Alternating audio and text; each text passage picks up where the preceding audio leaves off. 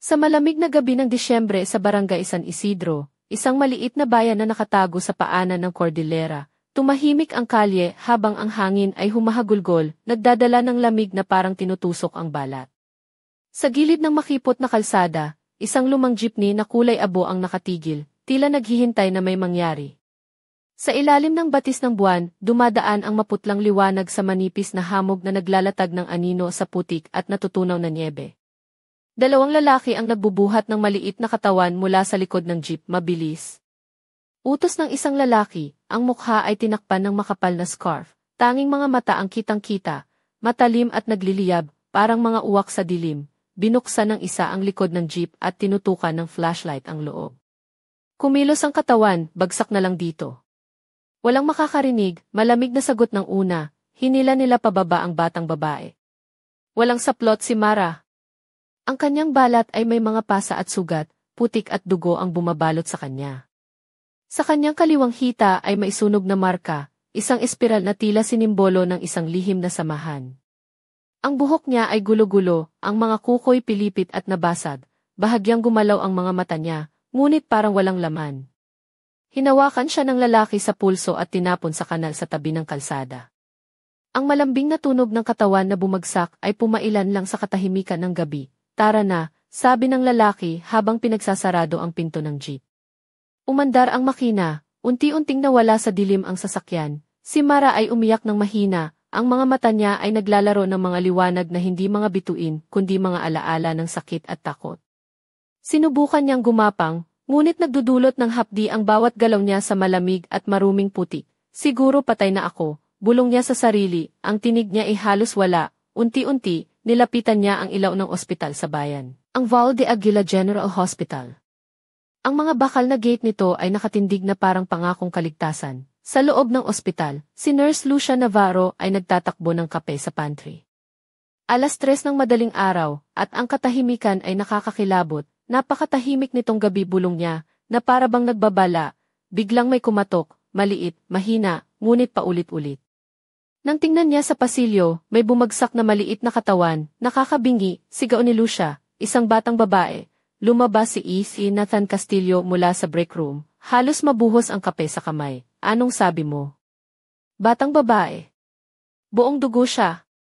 Mabilis nilang nilapitan ang pasukan, lumuhod si Lucia, nanginginig ang mga kamay ng hawakan ang katawan ni Mara. Malamig, may halong dugo at putik, na may mabahong amoy na parabang nasunog na laman, may lagnat siya at nanginginig, sabi ni Lucia, dali-daling binuhat ni Nathan ang bata papasok. Ang mga pinto ng emergency room ay bumukas ng malakas.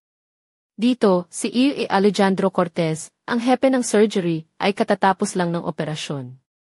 Nang makita ang eksena, nanlaki ang mga mata niya, anong nangyari dito? Tanong niya, malamig ang boses, pinunasan ni Nathan ang dugo na patuloy na dumadaloy mula sa singit ng bata. Hubad si Mara, at kitang-kita ang sunog na marka. Ritual na marka, bulong ni Lucia. Nagbalot si Alejandro sa gloves, at pinagmamasdan ang malnourished at sugatang katawan, nang itinaas niya ang kumot para makita ang marka. Muntik siyang masuka at lumabas sa kwarto, dumidilim ang paningin niya, paano nila nagawa ito sa isang bata? Bulalas niya, lumapit si Lucia, buhay siya pero halos patay na. Bumukas ang mga mata ni Mara, puti at walang buhay ang mga mata, at sinubukan niyang magsalita, ako si Mara, mahina niyang bulong. Hindi ko gustong mapasali sa ritual. Pero ang buong bayan ay nakatingin lamang, napatingin si Alejandro, anong sabi mo? Anong bayan? San Isidro, mahina niyang sagot, bago siya nawalan ng malay. Kinabukasan, sa opisina ni Alejandro Cortez, binuksan niya ang folder sa harap ni Lieutenant Miguel Salazar, tingnan mo ito. Ritual ito, hindi aksidente o karaniwang karahasan, nagkunot noo si Miguel, habang tinatapik ang mesa, mga kulto kaya ito. Umiling si Alejandro. Ang marka ay sunog na bakal, espiral. Nakita ko ito sa ulat noong 1959 tungkol sa isang lumang samahan sa Hilaga. Tinatawag nila ang kanilang sarili na dugo ng bundok, napanganga si Miguel, akala ko alamat lang yun, hindi. Totoo ito, mariing sabi ni Alejandro, itinapon ang folder sa mesa. At nabuhay pa ang batang ito. Kung hindi ka pupunta sa San Isidro ngayon din, ilalabas ko ito sa pambansang media. Tumayo si Miguel, sige, pupunta ako, pero kailangan mo siyang pangalagaan. Huwag ipaalam sa iba na nandito siya. At gusto kong bantayan ng mga tauhan natin ang emergency room ngayong gabi. Tumango si Miguel, ipapadala ko sina Officer George at Luna. Pero kung totoo ito, buong nayon ng mga halimaw ang kahaharapin natin. Sa dilim ng ospital, si Nurse Lucia Navarro ay nakaupo sa tabi ni Mara Ramos. Ang batang babae ay mahina ang tulog, pawis ang noo. Hinahaplos ni Lucia ang buhok niya, sino ba ang may gawang ito sa isang bata? Ang tanong na may pag-iyak sa tinig, sa pasilyo, si Officer George Luna ay nakatayo na tila estatwa, hawak ang baril, nakatutok ang mata sa pinto ng ospital. Ang lamig ay matindi at parang tumigil ang oras. Sa forensic lab, si Rebecca Ramos, isang babae sa kanyang 40 mga taon, ay masusing sinusuri ang mga sugat ni Mara. Nakasuot siya ng puting lab coat, buhok ay nakatali ng mahigpit, at may matalim na tingin. Makikita mo ba ito? Bulong ni Rebecca, tinuturo ang bahagi ng ari ng bata. May malalim at tuwid na hiwa na may mga paso sa gilid. Ritual na paso ito, iniinit nila habang buhay, sabi ni Alejandro, nanginginig, mas malala pa, sagot ni Rebecca. Seremonya ito, lumapit si Alejandro, tumingin sa tiyan ni Mara. May sariwang hiwa na hugis doble espiral, dalawang magkakaugnay na singsing, ginupit ng matalim na bagay, at sinunog upang hindi mawala, marka ng dugo ng bundok, isang sinaunang kulto sa Hilaga, sabi ni Rebecca. Hindi makapaniwala si Alejandro na buhay pa si Mara, isang batang babae na nakaligtas sa ganitong kalupitan. Sa pagpasok ni Nurse Lucia, dala ang mga medikal na tala at mainit na tsaa, nagising si Mara. Buhay siya, anya. Bumukas ang mga mata niya, lumapit si Alejandro, Mara, ako si Alejandro. Naalala mo ba ako? Muling kumindat ang mga mata ng bata, at may kumilos ang labi. Ako si Mara, mahina at mabagal na sabi niya. Hindi ko gustong mapasali sa ritual. Sinabi kong hindi. Pero sabi ng manghihilot, mamamatay kung tatanggi. Anong manghihilot? Saan ka nakatira? Mabilis na tanong ni Alejandro, San Isidro, sa bundok, mahina niyang sagot, may nakakita ba sa nangyari sa'yo? Bahagyang tumango si Mara, ang mukha ay puno ng sakit at luha. Lahat ng tao sa nayon ay nanonood. Walang tumulong, napaluha si Lucia. Napangiti si Alejandro ng masakit at mahigpit na pagkakapilas ng mga kamay, sa tanggapan ng pulisya. Nagtulungan sina Lieutenant Miguel Salazar at Officer George Luna upang magsagawa ng investigasyon. San Isidro noong 2004. May batang lalaki na nawala, sabi ni Miguel. 8 taon siya noon. Sabi ng mga taga roon, kinain daw siya ng mga hayop o tinakpan ng misteryo. Si Juan Valderas ang pinuno ng nayon, dagdag ni George. Hindi siya lumalabas. May mga hinala siya tungkol sa mga ritual, pero walang ebidensya. May ebidensya na tayo, sabi ni Alejandro. Ito ay si Mara. Kailangan mong pumunta roon agad. Alam mo ba, doktor, delikado ito. Kung buong nayon ay sangkot, organized crime ang laban natin, alam ko, malamig na sagot ni Alejandro. Pero kung walang kikilos, patuloy lang sila. Marami pang bata ang mawawala ng buhay tulad ni Mara. Matapos ang mahabang katahimikan, tumango si Miguel. Bubuo ako ng team at pupunta sa San Isidro. Pero dapat protektahan mo si Mara. Huwag ipaalam sa iba. Sa gabi, nakaupo si Nurse Lucia sa tabi ng kama ni Mara, hawak ang kamay ng bata na nanginginig pa rin. Sa labas, si Officer George ay nakabantay, hawak ang armas, nakatitig sa pinto ng ospital. Ang hangin ay lalong humahagulgol at tila may paparating na panganib, isang gabi na puno ng hiwaga at pangamba ang naghihintay sa kanila. Sa isang sulok ng ospital, may malalim na lihim na unti-unting sumisiklab, isang kwento ng sakit, pagtitiis, at laban para sa katotohanan na maghahatid sa kanila sa madilim na kagubatan ng misteryo sa San Isidro. At sa likod ng bawat anino, may isang tinig na nagmumungkahi, may iba pang mga lihim na nagtatago sa dilim. Mga tanong na kailangang sagutin sa susunod. Nakabanata ng kanilang kwento. Sa pagbukas ng unang sinag ng araw sa Barangay San Isidro, tila nagising ang buong bayan sa kabila ng lamig ng umaga. Ang mga bubong ng mga kubo ay may patong ng hamog, at ang mga dahon ng mga puno ay kumikislap sa sinag ng araw na dumaraan sa mga ulap. Sa gitna ng bayan, nakatayo ang lumang simbahan na tila isang bantayog ng panahon, kasabay ng mga aninong naglalakad sa paligid nito. Sa loob ng lumang ospital sa Valle de Aguila General, si Mara Ramos ay nakahiga pa rin sa isang maliit na silid. Ang kanyang katawan ay mahina, ngunit ang mga mata niya ay may kakaibang ningning, parang apoy na hindi mapatay. Nakatutok ang tingin niya sa kisam, tila naglalakbay sa mga alaala ng nakaraan na pilit niyang nilalabanan. Si E. Alejandro Cortez ay nakaupo sa gilid ng kama, may hawak na maliit na notebook na puno ng mga sulat at sketches ni Mara. Isang maliit na mundo ng kanyang mga pangarap at takot. Nakasuot siya ng simpleng puting polo at maitim na pantalon, ang buhok niya ay bahagyang magulo, tanda ng ilang gabing walang tulog. Hindi mapigilan ni Alejandro ang pagtingin kay Mara. Habang si Nurse Lucia Navarro naman ay nakaupo sa kabilang gilid, may hawak na tasa ng tsaa at may mahinang ngiti sa labi. Ang kanyang suot ay isang simpleng blouse na kulay rosas at pantalon na abot ni, na halos nagiging transparent sa ilalim ng lamig ng silid. Ang mga pulang sandal niya ay bahagyang lumalabas sa ilalim ng pantalon, at ang mga kwintas na gawa sa perlas na minanapa sa kanyang lola ay kumikislap ng bahagya sa kanyang liig. Gising ka na, Mara, mahinang bulong ni Lucia. Habang hinahaplos ang buhok ng bata na tila isang ina sa kanyang anak, biglang kumatok ang pinto at pumasok si Rebecca Ramos, ang forensic expert na may matalim ngunit maalaga ang mga mata. Suot niya ang kanyang puting coat na mahigpit na nakatali sa baywang, at ang kanyang mahabang buhok na kulay itim ay nakabun na may ilang maluwag na hibla na bumabagsak sa gilid ng mukha. Sa kanyang mga kamay ay may bitbit na mga dokumento at larawan na naglalaman ng ebidensya. May bago akong natuklasan, sabi niya, habang inilalagay ang mga papel sa lamesa. Ang marka sa katawan ni Mara ay hindi lamang seremonya. Ito ay bahagi ng isang mas malalim na ritual, isang sumpa na nakaukit sa dugo at apoy, napatingin si Alejandro kay Rebecca. Ano nang ibig mong sabihin? May mga ulat mula sa mga matatanda sa San Isidro, paliwanag ni Rebecca. Sinasabing ang dugo ng bundok ay isang kulto na nag-aalay ng mga inosenteng bata upang mapanatili ang kapangyarihan ng bundok. At may mga kwento na may mga nagtatangkang sirain ang tradisyon, ngunit hindi nabubuhay upang magsalita, tumango si Alejandro, habang pinagmamasdan ang mga larawan ng mga lumang simbolo. Hindi lang ito isang kulto. Isa itong organisadong grupo na may mga tagasunod, may mga bagong kaso sa mga karatigbayan, dagdag ni Rebecca. Mga batang nawawala, may mga marka ng paso, at mga kwento ng ritual. Biglang tumunog ang telepono ni Alejandro. Isang tawag mula kay Lieutenant Miguel Salazar, Doktor, may nangyari. May mga tao na pumunta sa ospital, mahina ang boses ni Miguel na may halong kaba, anong nangyari?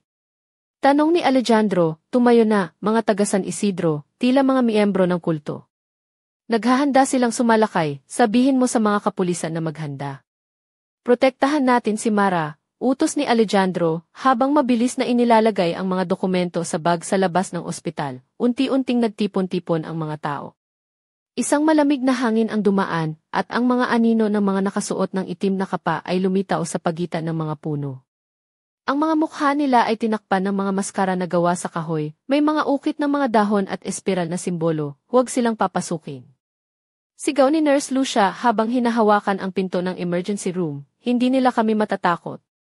Sigaw ni Alejandro, na may hawak na flashlight at maliit na baton, ang hangin ay puno ng mga bulong at awit na tila nagmumula sa isang sinaunang panahon, isang ritual na hindi dapat sirain. Sa loob ng ospital, si Mara ay nakatitig sa bintana. Nakikita ang mga anino ng kulto na lumalapit. Sa kanyang mga kamay ay hawak ang maliit na scalpel na iniwan ni Nurse Lucia, isang simbolo ng kanyang laban. Hindi ako susuko, bulong niya, habang unti-unting bumabangon. Ngunit biglang may kumatok sa pinto. Isang matandang babae ang pumasok, nakasuot ng mahabang itim na balabal, ang mga mata ay puno ng mga lihim, siya ang napili ng bundok, mahina niyang sabi, tumigil ang lahat, ang hangin ay tumahimik, at ang gabi ay nagmistulang isang entablado ng isang trahedya na paparating, sa dilim ng kagubatan, sa likod ng bayan, may naglilihim na higit pa sa mga ritual at dugo, isang misteryo na magpapabago sa lahat ng kanilang pananaw. At sa puso ng dilim, may isang tinig na nagmumungkahi, hindi pa. Tapos ang kwento ni Mara.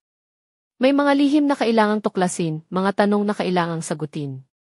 Sa susunod na kabanata, ang tunay na laban ay magsisimula, ang mga anino ng bundok ay nagiging mas malapad, ang apoy ay hindi humuhupa, at ang dilim ay nagkukubli ng mas maraming lihim. Sino ang tunay na kaaway? Sino ang tunay na tagapagligtas? Sa pagdilim ng gabi sa barangay San Isidro, nagmistulang isang malaking entablado ang buong bayan. Ang mga bahay ay parang mga anino lamang sa ilalim ng mahihinang ilaw ng gasera at mga kandila. Ang hangin ay malamig, humahaplo sa balat na parang mga kamay ng mga multo. Sa gitna ng plaza, ang lumang simbahan ay tahimik, ngunit ang mga anino ng tao ay naglalakad ng palihim sa paligid, nagdadala ng mga apoy at mga ritual na nagmumula sa isang panahon na hindi dapat balikan. Sa loob ng isang maliit na silid sa Valle de Aguila General Hospital, si Mara Ramos ay nakahiga sa kama, nanginginig ang katawan ngunit matatag ang mga mata. Suot niya ang puting hospital gown na bahagyang nakabuka sa balikat, na nagpapakita ng mga sugat at marka sa kanyang bala. Ang kanyang maamong mukha ay maihalong takot at tapang.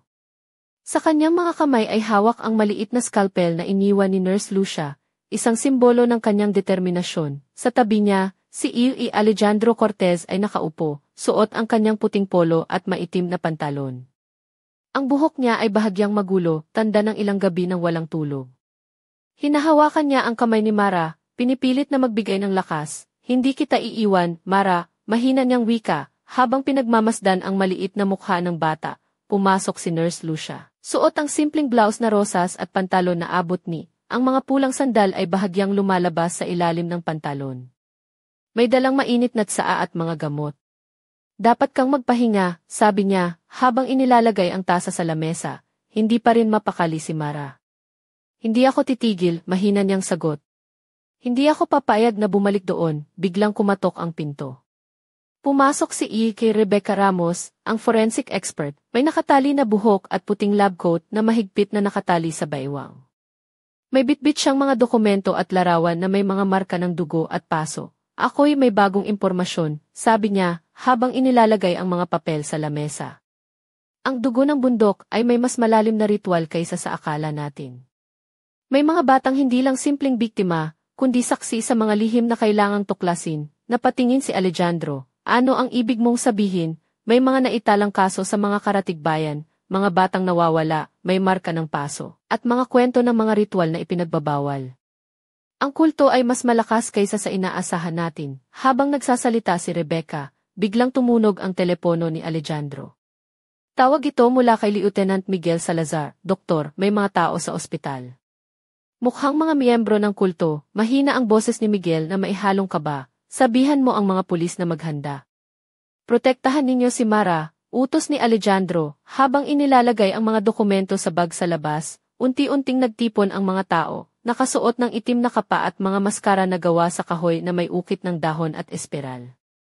Ang hangin ay puno ng mga awit at bulong ng ritual, hindi nila tayo matatakot.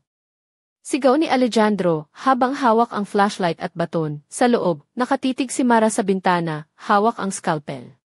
Hindi ako susuko, bulong niya, habang unti-unting bumabangon, biglang pumasok ang isang matandang babae, nakasuot ng itim na balabal, ang mga mata ay puno ng lihim, siya ang napili ng bundok, mahina niyang sabi, tumigil ang lahat. Ang gabi ay nagmistulang isang entablado ng trahedya na paparating, sa dilim ng kagubatan sa likod ng bayan, may mga lihim na higit pa sa ritual, isang misteryo na magpapabago sa lahat, at sa puso ng dilim, may tinig na nagmumungkahi. Hindi pa tapos ang kwento ni Mara. May mga lihim na kailangang tuklasin, mga tanong na kailangang sagutin. Sa susunod, magsisimula ang tunay na laban, mga anino ng bundok ay lumalawak, apoy ay hindi humuhupa, at dilim ay nagkukubli ng mga lihim. Sino ang tunay na kaaway? Sino ang tagapagligtas? Pasensya na, ngunit hindi ako makakatulong sa kahilingang iyon.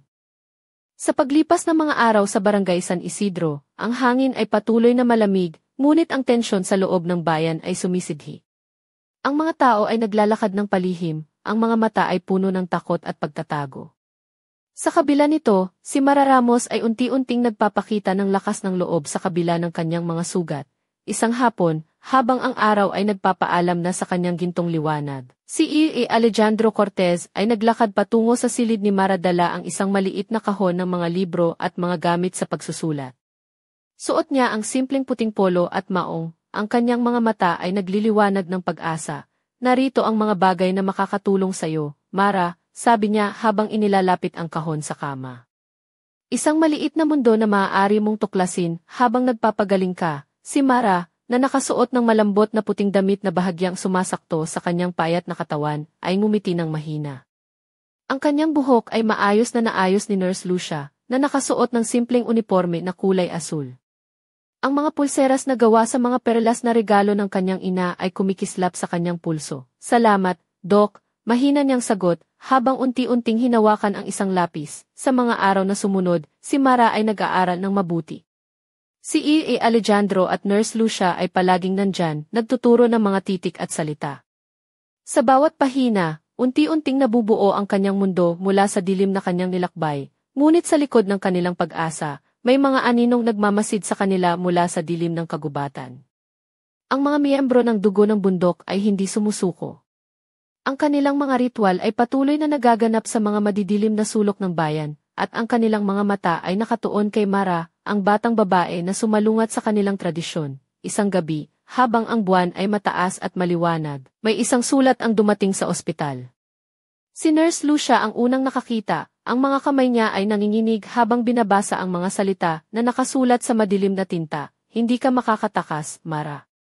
Ang dugo ng bundok ay tatawagin ka muli." Ang mga salita ay parang malamig na hangin na dumaan sa puso ni Mara. Ngunit sa kabila nito, ang kanyang mga mata ay nagliliwanag ng tapang. "Nandito tayo para protektahan ka," sabi ni E.E. Alejandro, habang mahigpit niyang hinawakan ang kamay ng bata. Sa mga susunod na araw, ang ospital ay naging isang tanggulan. Ang mga pulis, pinamumunuan ni Lieutenant Miguel Salazar at Officer George Luna, ay nagbantay ng mahigpit, handang harapin ang anumang panganib, ngunit sa likod ng kanilang mga sandata at tapang. Alam nila na ang tunay na laban ay hindi lamang laban sa mga tao, kundi laban sa isang sistema ng takot, paniniwala, at kasinungalingan na matagal nang bumabalot sa bayan. Sa pagtatapos ng unang linggo ng kanilang pagkakabuklod, isang bagong lihim ang unti-unting sumisilip mula sa dilim, isang lihim na magbabago ng lahat ng kanilang paniniwala. Sino ba talaga ang nasa likod ng dugo ng bundok? At ano ang tunay na kapangyarihan ng marka sa katawan ni Mara? Sa susunod na kabanata, sisilipin natin ang madilim na kasaysayan ng bayan at ang mga aninong naghihintay sa kanilang pagkakataon. Ang apoy ay patuloy na naglalagablab, ngunit may liwanag na unti-unting sumisikat. Ang laban para sa katotohanan ay nagsisimula pa lamang.